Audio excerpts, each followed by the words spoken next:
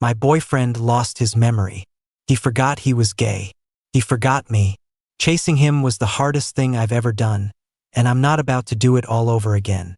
Conveniently, his mother also hoped he'd get back on his original track in life. So I gave in. I became a stranger in his life again. But then, as I was pretending not to know him and walking past, he pulled me into his arms. Sorry to be forward, but my body is telling me I should be holding you. Before bed, I thought of another one of Larry's flaws and added it to my notes app. Major procrastinator. Always waits until the middle of the night to shower. I scrolled through the screen. I'd been racking my brain for days and had already listed over 20. I figured by the time I hit 50, I'd definitely be able to let Larry go for good. Larry was my boyfriend, a straight guy I'd pursued for a very long time. He lost his memory. He forgot he was gay and he forgot me, and there's almost no chance of his memory ever coming back. The blow was like spending ages setting up dominoes, only for them to all tumble down halfway through. All that work for nothing. We're both strong-willed people, and it took us a long time to learn how to fit together. We compromised, we gave in, we changed ourselves to match each other. Life was getting more and more harmonious, and then suddenly the progress bar reset to 0. I was on a business trip when he had the accident. When I rushed back, I saw him laughing and flirting with a pretty nurse. I'd already heard the diagnosis on the way, and I kept thinking maybe it was some sick joke he was playing on me. But seeing that familiar yet alien smile, I realized it was real. He noticed me by the door, his curious gaze scanning me up and down before giving me a friendly little nod. That detached gesture made the world spin. Couldn't breathe. Larry's mother steadied me, pulling me aside. For the past 2 years, she'd been furious that I'd turned her son gay, only giving in because she had no other choice. This accident, for her, was probably a blessing. Sure enough, she grabbed my hand and pleaded, "Frank, can you please just let him go? Let him live a normal life?" Deleting our chat history, our photo albums, telling our mutual friends. It's surprisingly simple to exit someone's world. Larry had left a lot of his things at our little apartment. I packed everything up and sent it back to his parents' house. I called his mom beforehand to make sure Larry wasn't home. But of course, I ran right into him on my way out. The elevator doors opened, and there he was, dangling his car keys, locking eyes with me. He let out a small "ah." "It's you." He stepped aside. "Are you here to see me?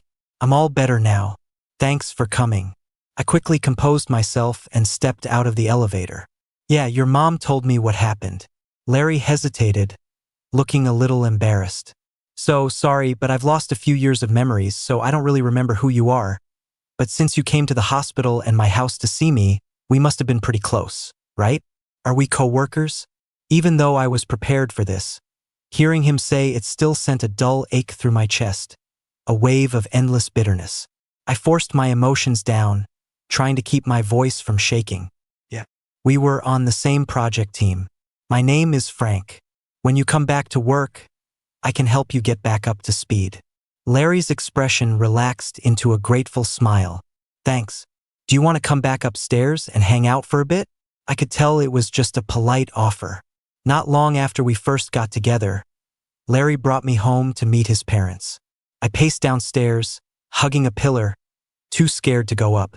He just threw me over his shoulder, carried me into the elevator, and cornered me so I couldn't escape. He'd smiled and comforted me then. "Don't worry. My mom doesn't bite, and if she does, I'll carry you and run." I looked at the polite, distant smile on Larry's face now and lowered my eyes. "No, it's okay. See you at the office." Back in my car, I opened my notes app and, with a trembling finger, added another entry. "His taste has gone downhill. The cologne he picked out smells awful." I was already at almost 30, more than halfway to my goal. But no matter how many of his flaws I listed, it didn't diminish his weight in my heart one bit. I leaned back against the seat and sighed. Suddenly, there was a knock on my window. It was Larry again. I rolled down the window, and he leaned down to meet my eyes. "This might be none of my business, but are you sure you're okay? You looked a little pale just now." I rubbed my face. "I'm fine, just a little tired. Should I call a ride for you?" I got into my accident because I was distracted while driving. It's better to be safe. No one knew where he was going that day. A few days before the accident, I had a vague feeling he was hiding something from me, but I'm not the type to dig for answers. Now the person involved had forgotten everything, so I'd never know. Thank you. He'd thanked me so many times these past 2 days it felt good to finally say it back. But don't worry, I value my life. I'll be careful driving. I didn't tell him that we weren't just co-workers. We were also roommates for a year in college. I got sick and had to take a year off during my senior year. When I came back, I was assigned to Larry's dorm. I figured it was the last year, and most people would be busy with internships or prepping for exams, so we wouldn't interact much. But Larry came crashing into my life. He worried about my health during my recovery, so he'd get my meals, pick up materials from our advisor, go with me to my checkups. He even stood guard outside the shower, worried I'd suddenly pass out. He'd say, "That's what brothers are for." Before, I would never have messed with a straight guy. But after a brush with death, there was nothing to hold back. To hell with it. I was going to be with the person I liked. He was straight. I turned him gay. I was going to live in the now. I chased him for over 6 months, but by graduation, I still hadn't won him over. The day we were leaving campus, I put a job offer from the same company he was going to and a plane ticket back to my hometown in front of him. I asked him to choose one for me. He glanced at them and said, "Stop this pointless chase." Hearing that, my heart shattered. I grabbed my suitcase to leave. He grabbed my wrist and yanked me back. I fell onto his lap, and before I could react, he cupped the back of my neck and kissed me hard. "Why couldn't you just kiss me?" Larry came back to work 2 weeks later. The boss assigned another colleague to help him get familiar with the work again. Amid a circle of people asking how he was, he shot a confused look in my direction. I sat outside the group, looking down and sipping my water.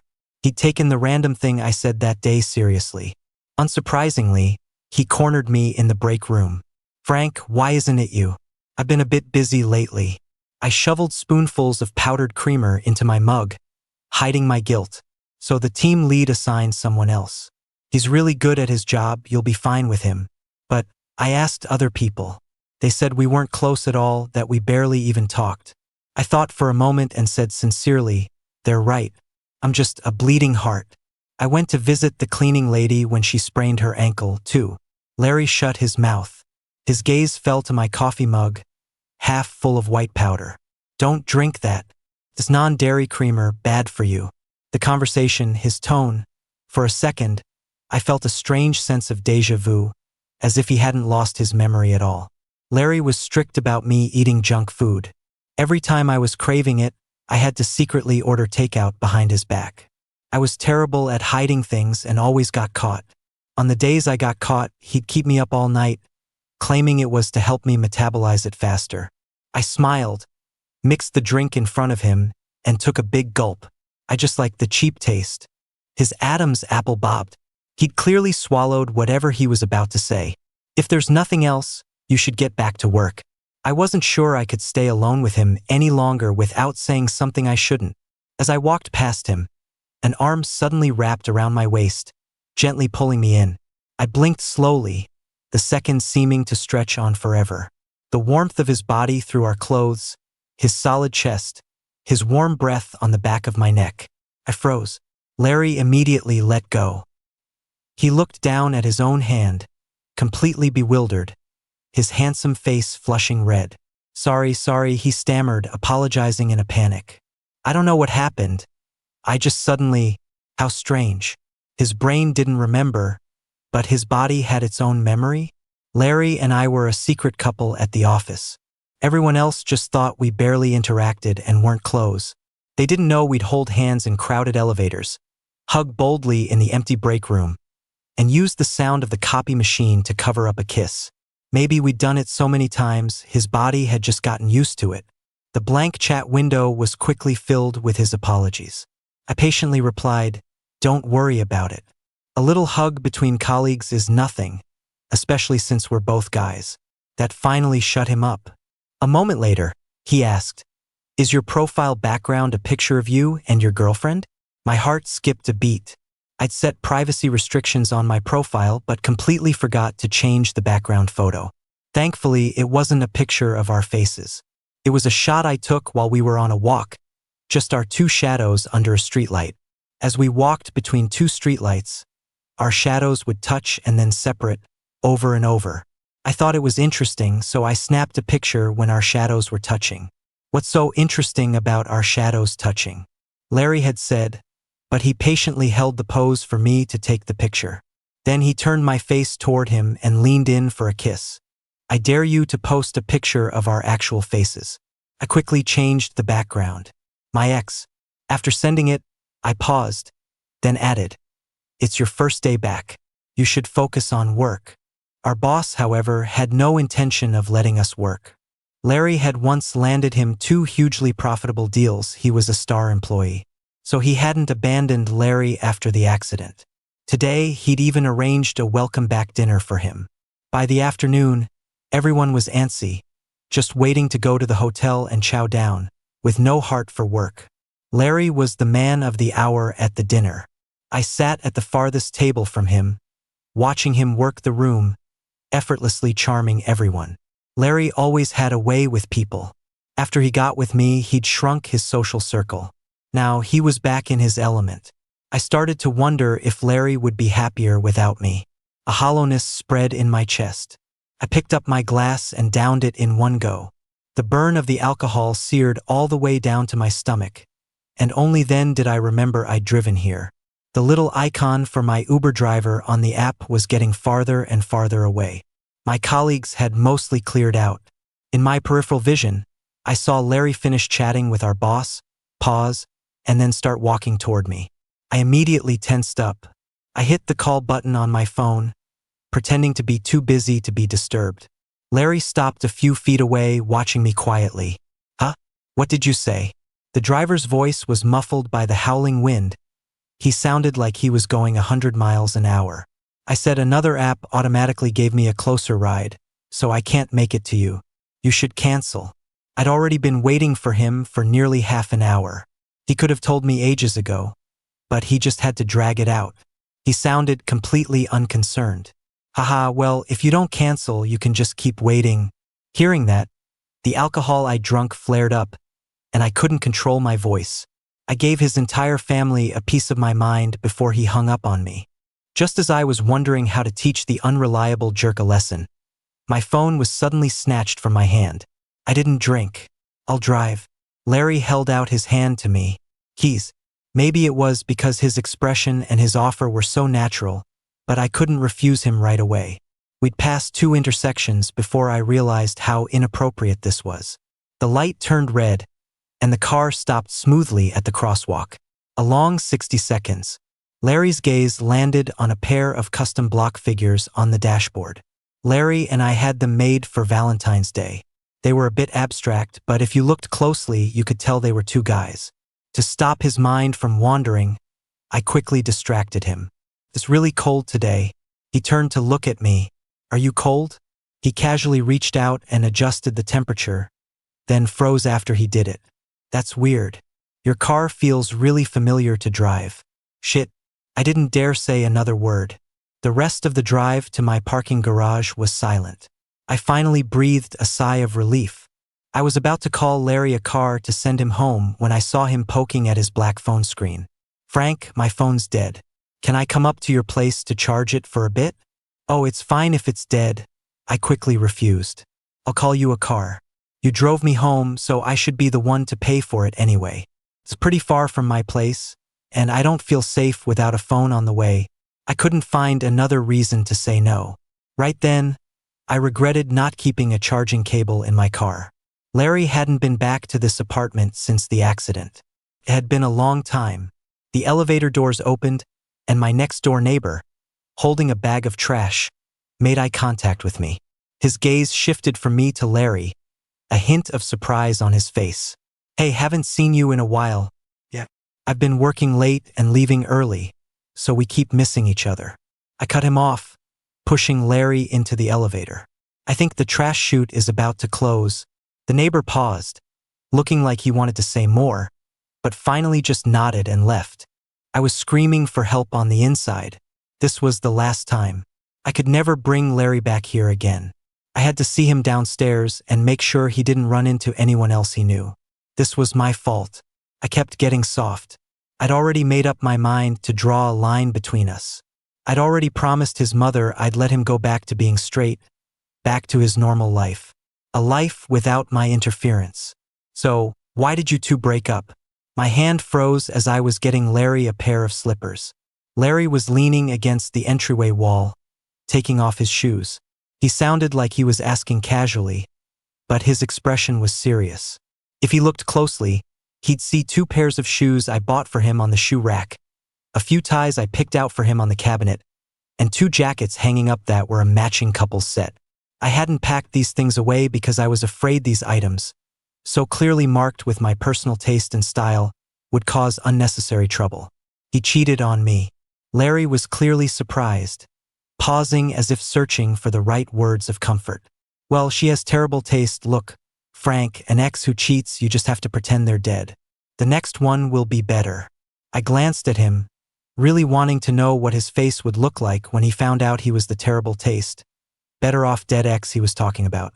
But that was just a mean thought. Don't say that about him. Don't say that about yourself. I didn't plan on letting Larry stay long, so I got him a fast charger. Frank, you're a really good guy. You deserve someone better. His expression was so sincere, so earnest, that for a moment I thought I was seeing the Larry I just met. Just like now, he'd been so enthusiastic about getting close to me, breaking down my walls, seeping into my life bit by bit. I realized this was not good. We seemed to be repeating the same mistakes.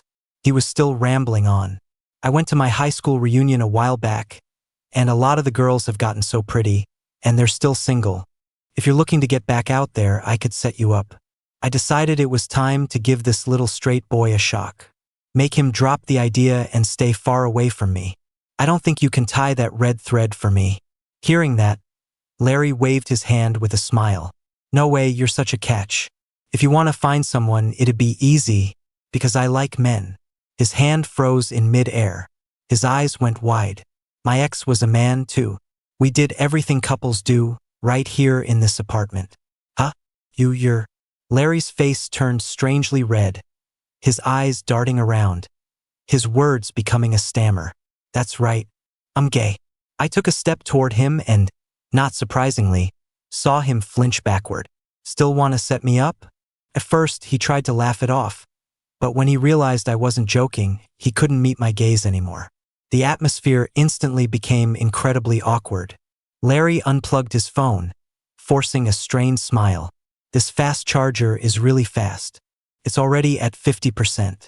That's enough to get me home. I nodded. I'll walk you down. No, that's okay. You should get some rest. A few minutes ago, I'd heard my neighbor's door close, so he was home and wouldn't run into Larry. I didn't insist, just crossed my arms and watched Larry's hasty retreat. That night, I dreamed of the first time I told Larry I was gay. Back then, we were already really close. Larry considered me his best friend, his closest bro. I had prepared for the worst. He might call me disgusting, cut ties with me, avoid me, or tell the whole school. But he didn't. After the initial shock, he went out to the balcony to cool off by himself for a long time. When he came back, he told me very seriously, I respect your orientation, but I probably can't return your feelings. If you want me to stay by your side, we can still be best buds. I'll wait for you to slowly fall for someone else. It was in that moment that I decided I had to have him. I woke up just as the sky was beginning to lighten, staring at the ceiling, my heart filled with melancholy. I'd stopped adding to the list of flaws in my notes app. I knew it was useless. To this day, he was still all I could see, all I could think about. A passionate romance turned into a secret crush. He went from my lover, with whom I shared every waking moment, to a regular colleague I couldn't even look at for too long. How long would it take to get over that? I didn't know. I only knew that this constant stewing in bittersweet agony was becoming unbearable. I'd slept too little, and the next day, my eyes were shadowed with exhaustion. Walking out of the HR office, I felt even more drained.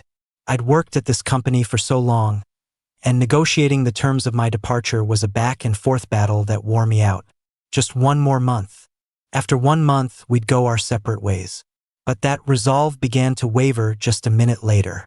A cup of coffee had appeared on my desk out of nowhere.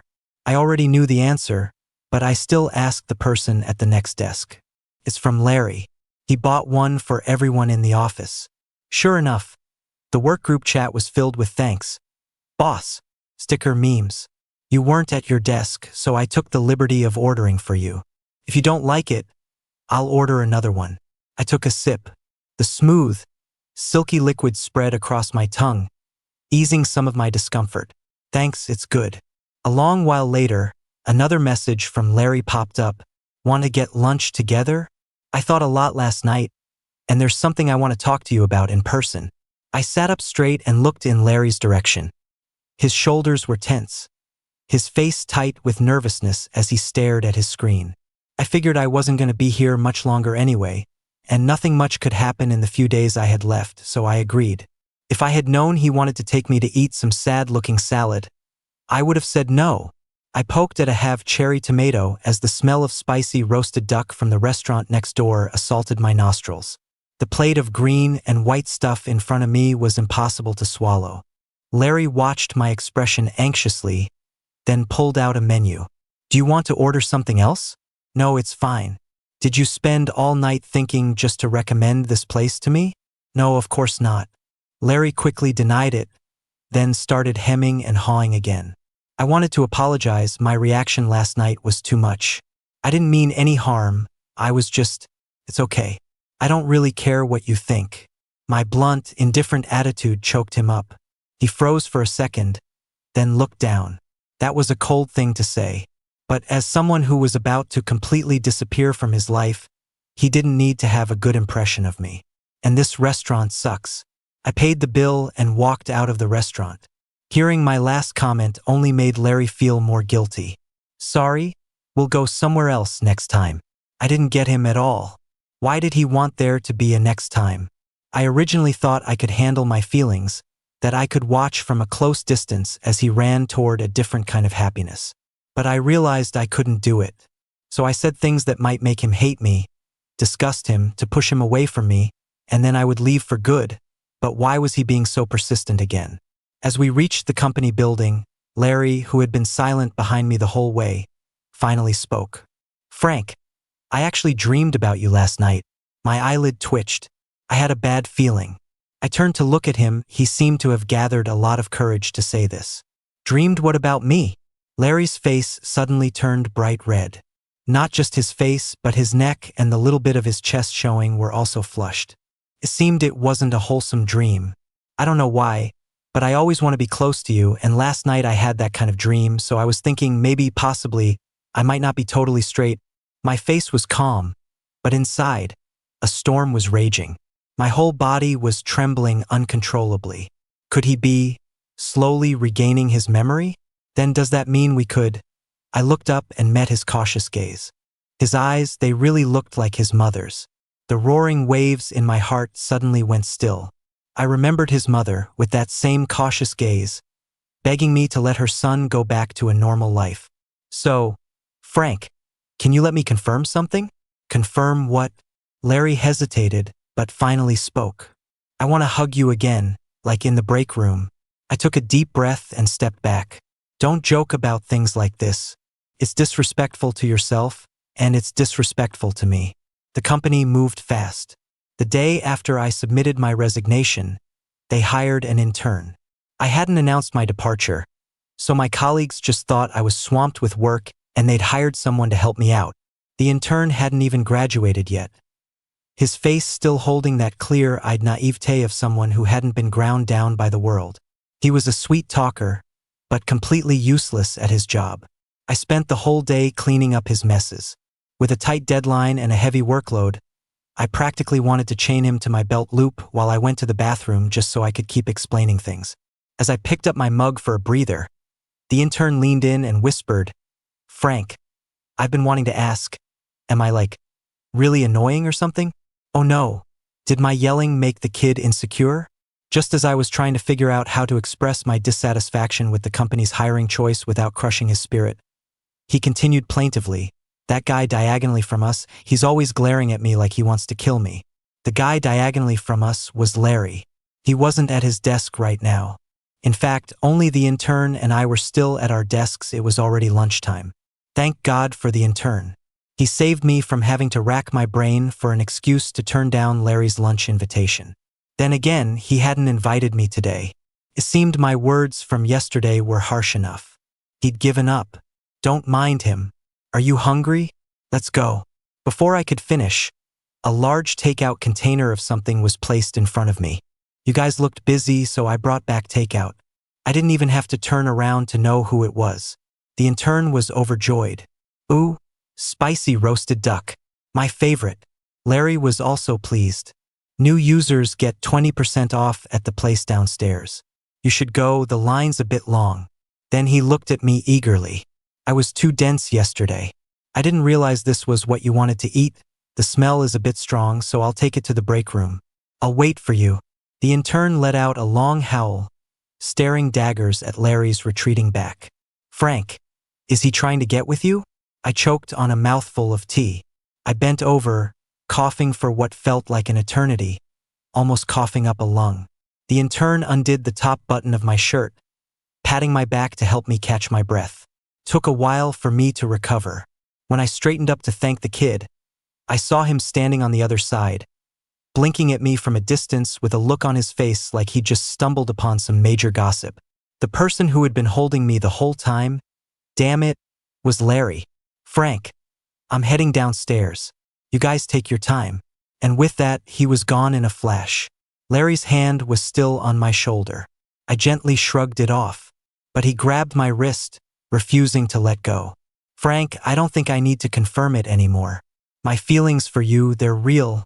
Larry, I said, my face cold, my voice hoarse from coughing. This is workplace harassment. He ignored me, leaning closer and placing my hand on his chest. The strong, steady thumping of his heart through his shirt and skin made my scalp tingle. This body, it seems to have a mind of its own. It really wants to hold you tight. I latched onto his words. So, it's not what you really want, is that it? In that case, please control your body. Don't be an animal. Larry quickly denied it. No, that's not what I mean. I understand now that it is what I want. I want to hold you, kiss you, and I want to… Oh, forgot my ID card, ha ha ha. Can't get out of the building. The intern came running back in a whirlwind, grabbed his ID, and retreated without a second glance. Ha ha ha. Didn't hear a thing. Didn't see a thing. His cheerful laughter echoed down the hallway. Larry and I were left in a delicate silence. After a long moment, he spoke, his voice strained. Frank, you're single now. Can you give me a chance to pursue you? What was I supposed to do? My head hurt. I was so tired. 28 days left. Larry sent me hundreds of messages. I didn't reply. 27 days left. He bought tickets to a show and invited me to go with him. I refused. 24 days left. During a meeting, when he was projecting his computer screen, he accidentally revealed his browser search history. Dream interpretation, what does it mean for a man to dream about sleeping with another man? I am a man. How to pursue a gay man. Learn these tricks to make a man fall head over heels for you. Most popular types of men right now. Highest rated gay porn. I quickly unplugged the connection cable for him. 15 days left. It started pouring rain when I was leaving work. I didn't have an umbrella, and I couldn't drive because of road space rationing. Larry pushed the intern aside and sidled up next to me. He pulled out a tiny umbrella. I remembered the spare umbrella in his office was huge. Definitely not this tiny little thing he was holding. It's really coming down. Want to squeeze together? I pretended not to hear him and plunged into the rain. I didn't expect him to follow me. I dashed into my apartment building's entrance, heard footsteps right behind me, and turned to see Larry, just as soaked as I was. Is your umbrella just for show? I was afraid you'd disappear if I opened it. Larry, this is pointless. Just go home. Without looking at his wet puppy dog eyes, I hardened my heart and walked inside. Frank, Larry said from where he stood, sniffling. I'm a little cold, and my head feels a little dizzy. I scoffed internally. Did his browser also teach him how to play the victim? But seeing his pale face, my heart still lurched. How could I forget? He was a patient who had only recently recovered. Without thinking too much, I brought him back to my apartment. Take a shower, then go home. Larry looked at my own soaked and dripping clothes. You first. I wasn't going to argue with him. Hesitate for one more second and you're out. Larry immediately dove into the bathroom. I opened the closet, found his sweatshirt and sweatpants, and left them by the door. Maybe because he was aware that I was standing outside, still dripping wet, he showered at lightning speed. He came out with a rosy complexion, full of energy, with none of the weakness he'd shown just moments ago. Especially when he saw the clothes on the floor. His face lit up with joy, and he happily put them on. Frank, your clothes are so comfortable. They're not mine. Larry was clearly stunned. After a moment, his face fell. Why do you still have your ex's things? You can't let go of him that much? He gritted his teeth and pulled off the sweatshirt he had just put on, tossing it aside. The taste is pretty basic. What a lame color. I looked away, trying not to notice the flex of his muscles as he moved. He'd lost some weight after being in the hospital for so long. Whatever. It's not me who's going to get sick from the cold. Even though I said that, I still turned up the heat by a couple of degrees. Just close the door on your way out. Before he could answer, I shut the bathroom door. The bathroom filled with steam, and a wave of sadness washed over me. This felt like just another ordinary night. Sometimes I would rush Larry to shower early so we could get into bed sooner, lying in his arms and watching a carefully chosen movie. Though the movie was usually forgotten halfway through, with no one paying attention to the plot anymore. Larry's strong muscles, his restless hands, his fiery kisses, like this ordinary night, they had become something I could only long for, but never have. Larry was standing outside the door. He was no longer my boyfriend. Why are you still here? I asked, but seeing him still sitting on the sofa wasn't a surprise at all. I'll leave when the rain lets up a bit. The warm yellow light of the living room spilled onto his smooth skin. I stopped toweling my hair and sighed in resignation. I'll find you one of my shirts, but it might be a little tight on you. He immediately stood up and followed me into the bedroom. Even as I was rummaging through my clothes, I could feel his gaze sweeping over the entire room. I pulled out an oversized knit shirt. When I stood up to hand it to him, I noticed he was staring, unblinking, at the nightstand. I remembered. I had casually left the half-empty box there and forgotten to put it away. I subtly blocked his line of sight. Put this on and go home. You can return it at work tomorrow. He looked down, his expression unreadable. As our fingertips brushed when he took it, a sudden spark of static electricity zapped us. I instinctively pulled my hand back, but Larry suddenly grabbed it, pulling me gently forward. His warm breath fell on my eyelashes. Frank, look at me. Don't sneak up on me. I twisted my wrist, trying to break free, but he held on tighter. I can see it. He's still in your heart. I can do better than him. I can learn to do anything. The fastest way to get over an old relationship is to start a new one. Give me a try, okay? I think about you day and night. I'm really going crazy. Just look at me, please. I tried my best to appear calm, indifferent, unmoved, but my body wouldn't listen. When Larry gently cupped my face, I knew I should have pushed him away. When he slowly leaned in, I knew I should have told him to stop. When he kissed me with such clumsy technique, I knew I should have run out of the room. I did none of those things. All the strength to resist drained out of me. My legs went weak, and I instinctively wrapped my arms around his shoulders. As if he'd gotten some kind of signal, he wrapped his arm around my waist and deepened the kiss. No, this is wrong. I promised his mother I wouldn't bother him anymore. He should be a good straight boy, date and get married normally.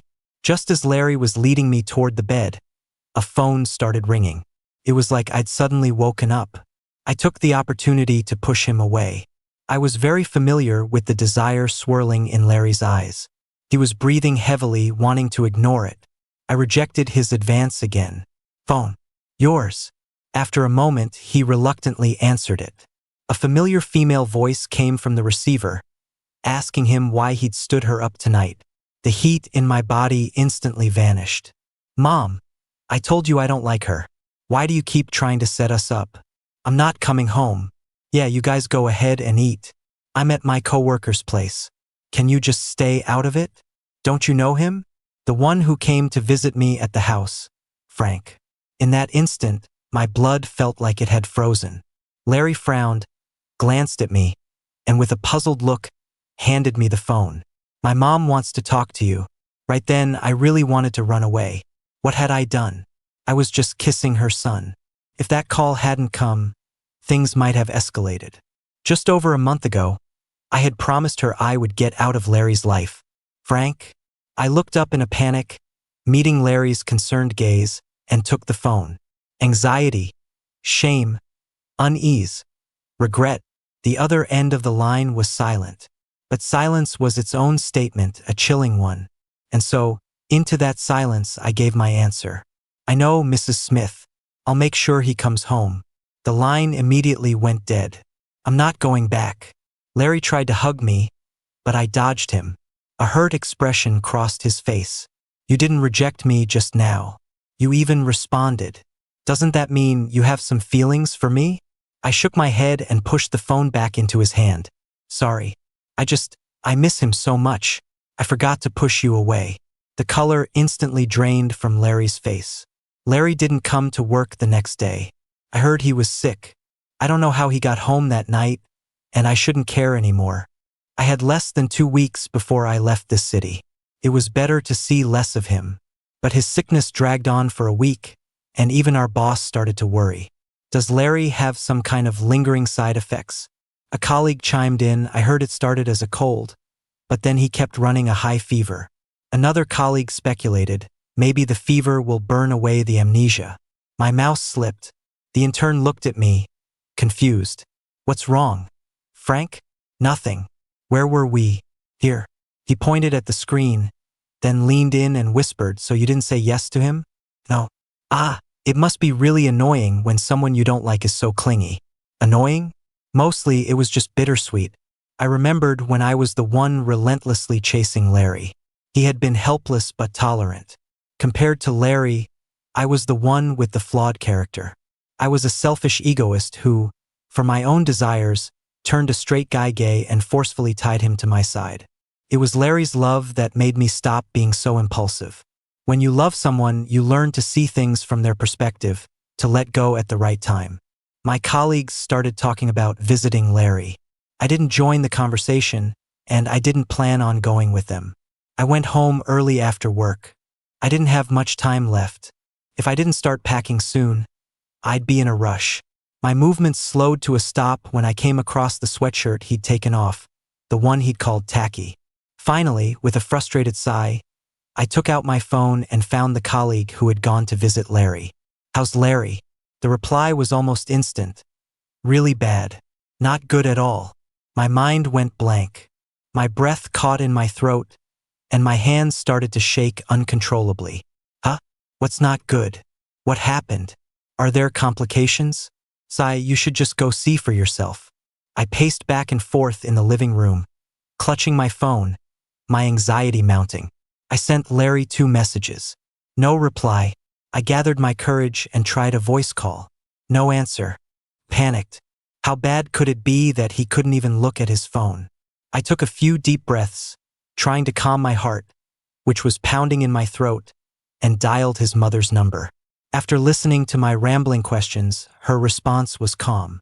That's not true. He's fine. You don't need to worry. I paused, wanting to ask more, but she had already hung up.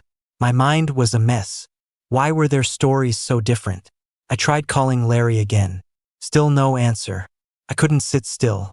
I knew I couldn't wait any longer. I grabbed my jacket and rushed out the door. Maybe his mom was right, but I couldn't take that chance. If something was really wrong with Larry, I would regret it for the rest of my life. I got to Larry's house as fast as I could, just as his mother was about to leave. The look on her face when she saw me was complicated. I thought I told you. I'm sorry, Mrs. Smith, I said, looking down. I was just so worried. I expected her to tear into me, but she didn't. After mentally preparing myself, I looked up and saw her expression, a mix of resignation and helplessness. She handed me a key. He's in his room. I didn't have the energy for polite small talk. I took the key and rushed upstairs. On the way up, I had a nagging feeling that something wasn't right, but I couldn't stop myself. I ran straight for Larry's room. The room was dark. He was lying on his side, his back to me. My heart was pounding in my chest. I managed to calm my ragged breathing and walked around to the other side of the bed, only to see Larry smiling and winking at me. I immediately understood what was going on. But in that moment, what I felt wasn't anger, but overwhelming relief. Thank God he was okay. Seeing that I was about to leave, Larry threw off the covers and used his arms and legs to pull me onto the bed. My nerves had been stretched so tight that, with the sudden release, I was completely drained of strength. I couldn't fight him. You lied to me, Emichim. I heard you were resigning. I figured this was my last chance, so I asked them to tell you that if you asked. No wonder. They had all replied so eagerly. I was so worried I hadn't noticed. Frank, you obviously like me too. Why do you keep rejecting me? I made a bet with my mom. If you came today, she can't interfere in my love life ever again. Larry held me tighter. I'm so glad you came. I was a little stunned. No wonder his mom looked so conflicted when she saw me. In my days, I felt something hard and cool on my left ring finger. It slid slowly down. I tried to curl my fingers, but Larry pushed it all the way to the base. A ring. It was a perfect fit.